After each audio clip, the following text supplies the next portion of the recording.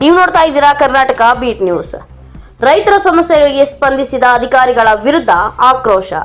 ಸಹಾಯಕ ಆಯುಕ್ತರ ಮೂಲಕ ಜಿಲ್ಲಾಧಿಕಾರಿಗಳಿಗೆ ಮನವಿ. ಆಗಸ್ಟ್ 10ರಂದು ಧರಣಿ ಸತ್ಯಾಗ್ರಹ ಎಚ್ಚರಿಕೆ.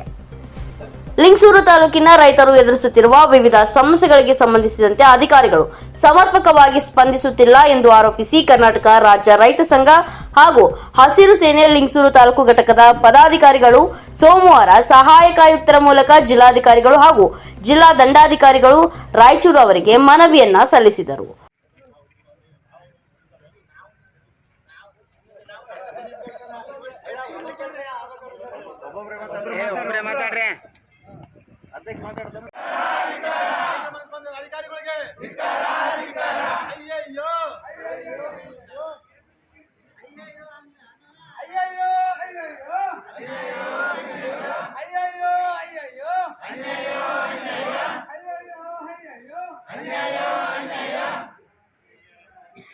ಕರ್ನಾಟಕ ರಾಜ್ಯ ರೈತ ಸಂಘಕ್ಕೆ ಕರ್ನಾಟಕ ರಾಜ್ಯ ರೈತ ಸಂಘಕ್ಕೆ ಅಧಿಕಾರಿಗಳಿಗೆ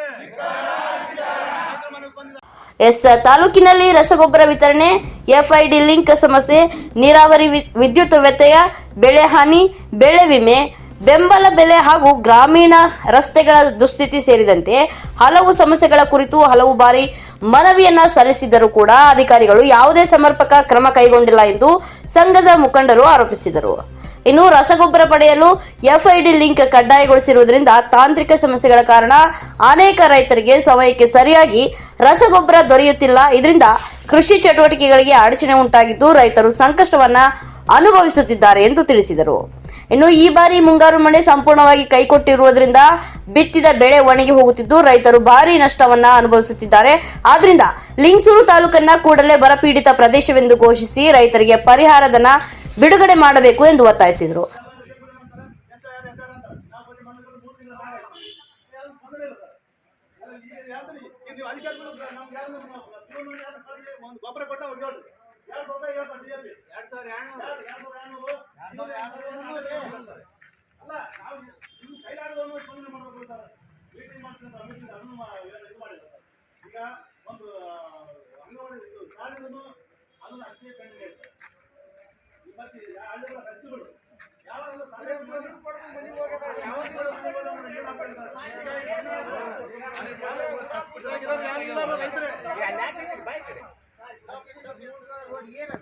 ಅಲ್ಲದೆ ನಾರಾಯಣಪುರ ಜಲಾಶಯ ಭರ್ತಿಯಾಗಿರುವ ಹಿನ್ನೆಲೆಯಲ್ಲಿ ತಕ್ಷಣ ಐಸಿಸಿ ಸಭೆ ಕರೆದು ಕಾಲುವೆಗಳಿಗೆ ನೀರು ಹರಿಸುವ ವ್ಯವಸ್ಥೆಯನ್ನ ಮಾಡಬೇಕು, ರಸಗೊಬ್ಬರವನ್ನ ಸಮರ್ಪಕವಾಗಿ ವಿತರಿಸಬೇಕು ಹಾಗೂ ರೈತ ವಿರೋಧಿ ಆಡಳಿತಾತ್ಮಕ ನಿರ್ಲಕ್ಷ್ಯವನ್ನ ತಕ್ಷಣ ಕೊನೆಗೊಳಿಸಬೇಕು ಎಂದು ಮನವಿಯಲ್ಲಿ ಆಗ್ರಹಿಸಲಾಗಿದೆ.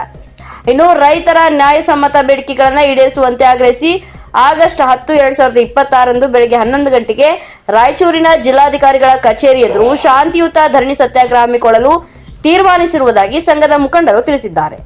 ಇನ್ನು ಈ ಸಂದರ್ಭದಲ್ಲಿ ತಾಲೂಕು ಅಧ್ಯಕ್ಷ ದುರ್ಗಾ ಪ್ರಸಾದ್, ಬಸವರಾಜ್ ಅಂಗಡಿ, ಮೊಹಮ್ಮದ್ ಸಾಬ್, ಶರಣಬಸವ, ರಾಮಣ್ಣ ಅಡಿಕರ್, ನಾಗಪ್ಪ ಪುನೇದ್, ಭೀಮರಾಯ್, ಶಿವರಾಜ್ ಸಾಬಣ್ಣ, ಆದಪ್ಪ, ದುರ್ಗಪ್ಪ, ರಂಗಪ್ಪ ಸೇರಿದಂತೆ ರೈತ ಸಂಘದ ಪದಾಧಿಕಾರಿಗಳು ಹಾಗೂ ಸದಸ್ಯರು ಉಪಸ್ಥಿತರಿದ್ದರು. ಕ್ಷಣ ಕ್ಷಣದ ಸುದ್ದಿಗಾಗಿ ನೋಡ್ತಾ ಇರಿ ಕರ್ನಾಟಕ ಬೀಟ್ ನ್ಯೂಸ್.